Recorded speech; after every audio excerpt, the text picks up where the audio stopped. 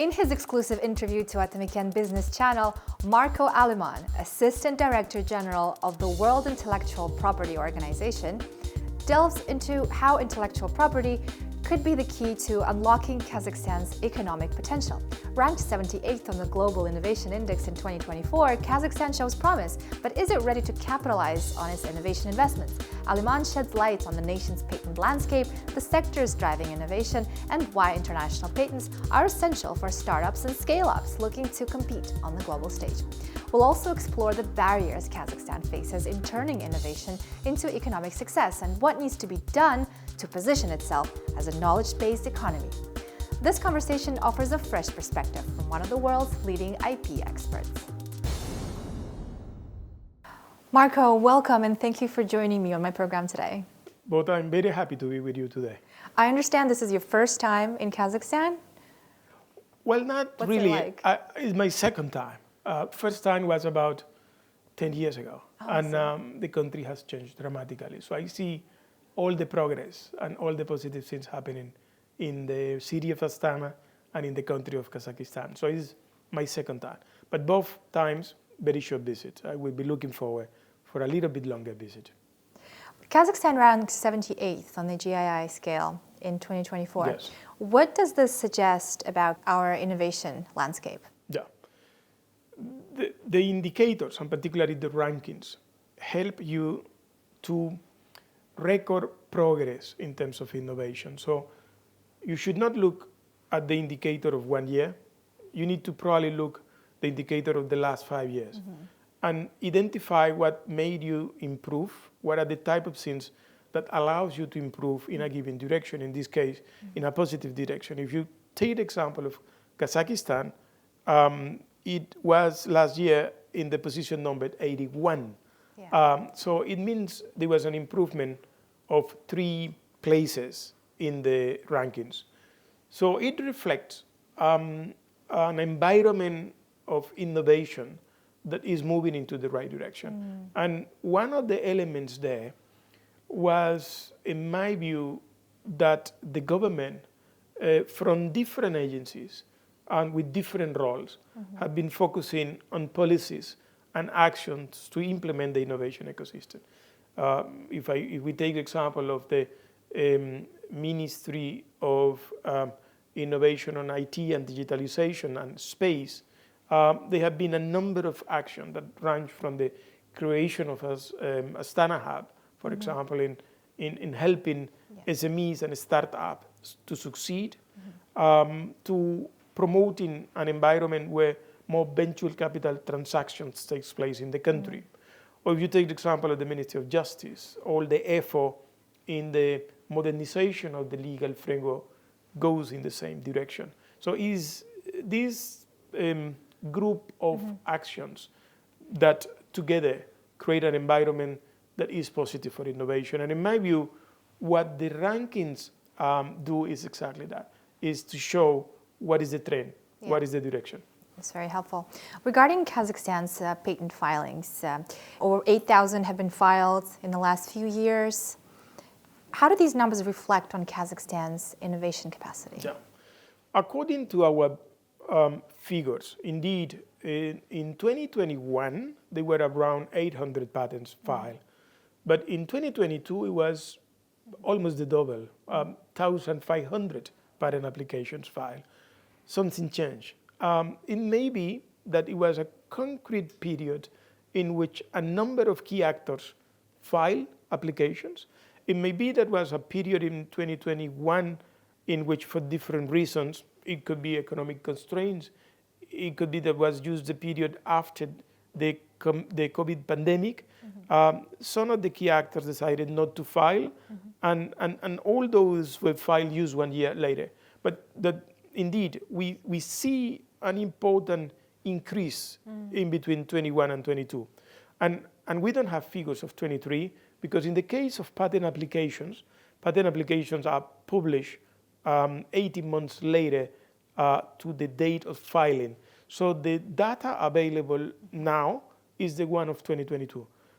So what is relevant there, and it was the same in 21 and in 22, is almost half of the total applications, 821 and 1,522, about half of those were filed by residents, by locals.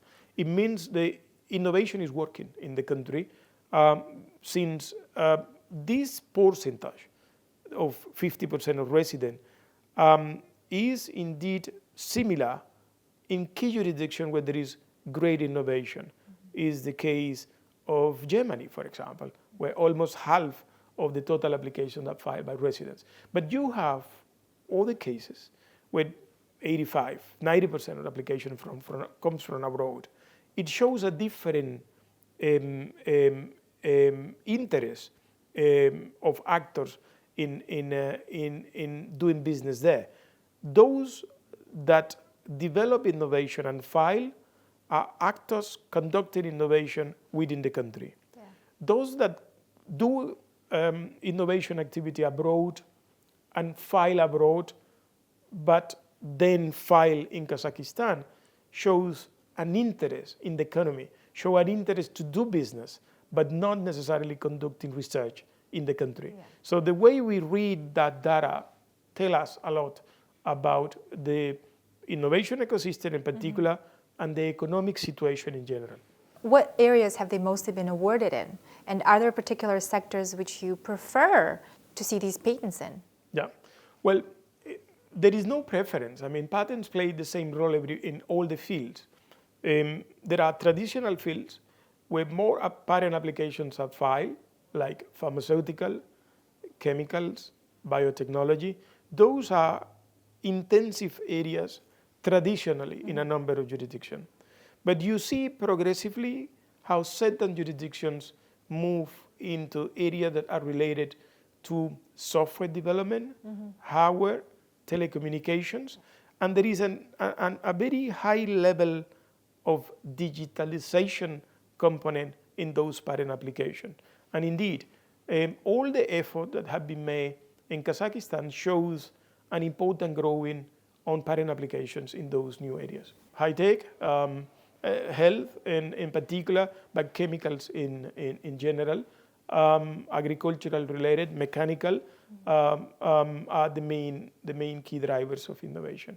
Well, are there any maybe statistics or insights into how many Kazakhstani patent holders have transferred their businesses abroad successfully using this treaty? And what does this indicate about local versus international innovation retention? Yeah, well, through the patent system, you can identify the number of applications that are filed abroad. And this tells you a little bit about companies from Kazakhstan that are looking for protection at the international level. And it means they want or they intend to do business there. The same applies to trademark. It's not only about patents, but the same apply to trademark. The more international trademarks are filed by companies from Kazakhstan abroad, the more there is a clear tendency for doing business at the international level. Let me give you an example. If we take the global statistics, we have received in 2023 about 3.5 million patent applications. And 1.5 million patent applications out of these 3.5 millions are international patent applications. Those international patent applications, 1.5 million, as I mentioned, shows companies or inventors or big corporations or small SMEs doing business abroad. And it shows, without any doubt, that the patent system is a vehicle, is a mechanism to get protection in other jurisdictions where there is interest to either to establish the company or either to do business through a representative. So it's an excellent indicator of how vibrant the trade and commerce is nowadays in the international arena. In 2022, Kazakhstani inventors filed nearly 1,300 intellectual property applications, with about 40% registered abroad. The primary destinations were Central Asian countries, the United States, Russia, the European Union, and China. Technically, Kazakhstani residents actively patented inventions in fields such as civil engineering, thermal processes and measurement devices, engines, pumps, turbines, and medical technology. Notably, from 2020 to 2022, Kazakhstani universities accounted for 17% of the country's total patent applications. Well, so continuing on, the report states that Kazakhstan performs worse in innovation outputs as opposed to innovation investments in 2024. Could you elaborate on the socio-economic implications of this disparity? What the report shows is indeed that the innovation outputs are lower than the innovation inputs. It means if you take the report, while in innovation outputs the position is 83 and the total position of the country is 78, so it is lower in innovation outputs, while in innovation input is 72, where the total position is 78. It shows it did better in terms of input. What it describes is the following. Inputs are all the efforts that innovation ecosystem actors put in order to produce innovation.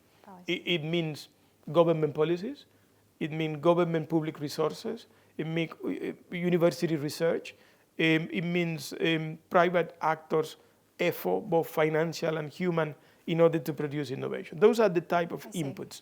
The output is what effectively happened. How many patents were filed? How many works through copyright were protected? What are the numbers in terms of domain names that have been registered? All those are the outputs. So when you have outputs that are lower than inputs, it means something is missing in the middle. There is the chance to capture better outcome because the efforts needed are already there. It's just a matter of identifying what additional efforts are needed to capture this difference. I give you an example. It may be that the policies in place in the case of promoting innovation in public research organizations and universities are there. But when universities innovate, it may be that they are not patenting. Yeah. It may be that a number of scientific publications are not published. It may be that in terms of expo, there are other countries doing better in terms of expo of, for example, different creative industries products. It may be. If that's the case, then you can identify the actions needing to improve. For example, if universities are not patenting, it may be because they are conducting research in areas of basic science. And basic science are extremely needed to promote knowledge, but they not necessarily translate into more patents. There is nothing wrong on that. Yeah. But it may be universities that are conducting applied research. Applied research normally translates into patents. So if it's the case of applied research, but the number of patents are low, then you can start looking at, for example, are there policies in place that give the universities the right direction to identify when it's worth to file a patent or not? Are communications in between the university or the public research center and the private actors like corporations or SMEs, that communication good enough for that knowledge to be transformed into products that then impact society? And then it may be that there are additional actions that need to be put in place in that regard. What kind of a social economic impact can this have, the fact that we're missing a key middle part in this whole transaction? In general, what we can say is the overall economic performance can be better.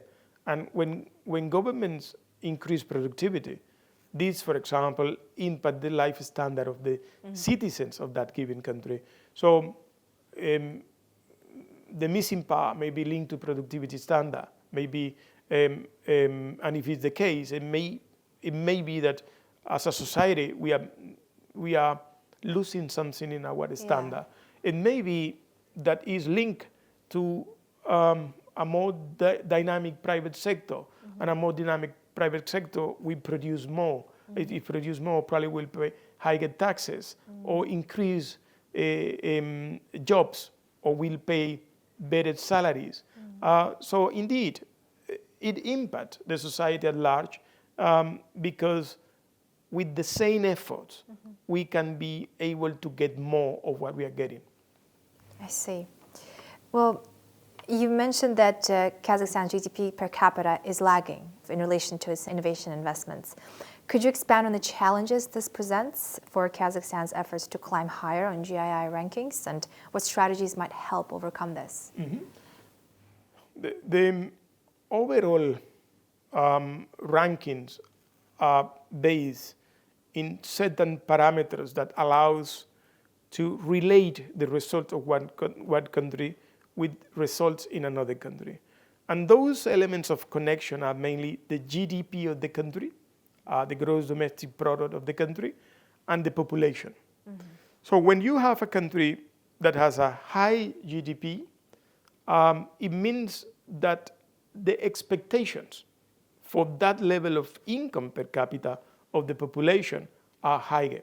So if you compare Kazakhstan with other countries in Central Asia, you have a higher GDP than other countries in the region. So it may be that because of that, the expectation for you are higher than for other countries. So when you see the rankings, it may be that you are doing much better, but in terms of ranking, you may be placed close to other that may not be doing that good in terms of innovation, but which has lower GDP, same in terms of population. If you have a small population, then it may be that since the population is small, then you can reflect better performance compared to countries that from the innovation point of view may be doing better, but which have a large population. Countries like India or Brazil with large population. So how to perform high in the rankings need to do an extra effort since they indeed have a large population. So all those elements plays a role in the final rankings. So what other developing nations are racing towards increasing their funds into innovation whose GDPs remain low? Are there any other nations we can relate to? We have the overall elements for comparison because it's part of the report. One of the table of the report that in my view is quite relevant is a table that places countries along a line in terms of GDP. So we have what we call overperformance. It means countries that are doing much better in relation to the GDP and the level of development of the country.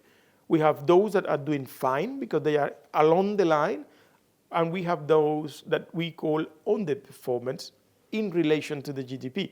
It may be that they are doing fantastically well in terms of innovation, but in terms of GDP, they are underperformance.